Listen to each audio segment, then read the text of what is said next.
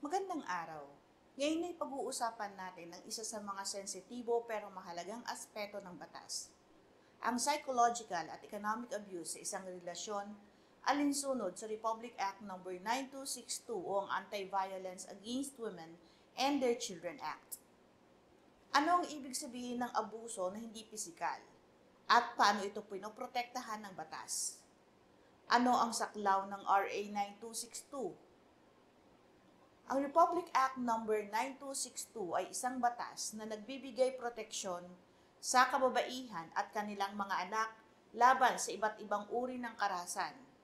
Hindi lang pisikal, kundi pati emosyonal, mental at pinansyal.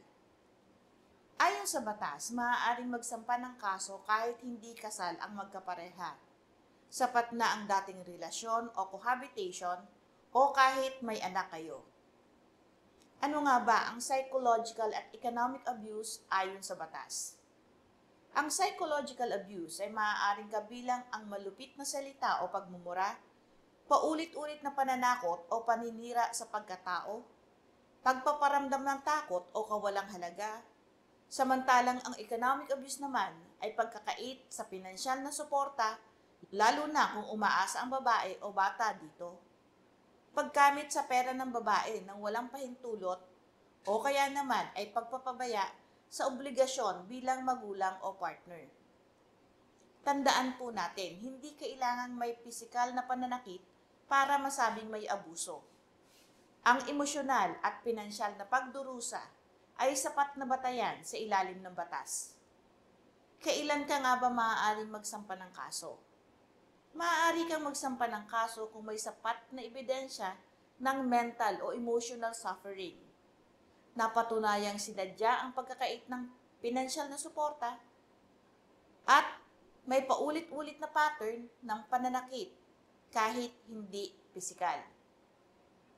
Maaari kayo magsampa ng reklamo sa barangay o kaya naman sa Women and Children's Desk ng PNP o direkta sa Prosecutor's Office. Ano ang maaaring maging parusa? Ang parusa sa ilalim ng RA 9262 ay maaaring presyon mayor o 6 hanggang 12 taon na pagkakakulong depende sa bigat ng kaso. Magkaroon ng protection order laban sa inaakusahan at pagbabayad ng moral damages at support obligations. Tandaan po natin na ang intensyon ng batas ay hindi lamang ang parusahan ang may sala, kundi bigyan ng proteksyon ang biktima habang nakakabawi sa trauma. Mayroong mga madalas na katanungan ang mga subscribers natin. Kailangan bang kasal para makasuhan ng RA 9262? Hindi po, kahit dating partner o live-in ay saklaw ng batas.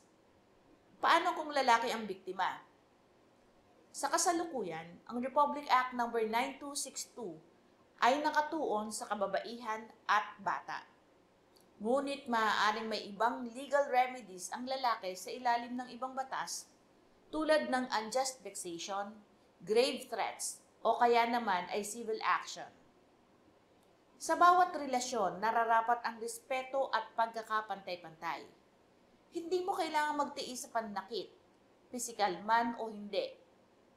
Remember to like, share, and subscribe para sa mas marami pang legal na kaalaman. Patuloy po kayong manood, magtanong at matuto ng tungkol sa batas. Magandang araw po, ako si Attorney Claribel Lucila.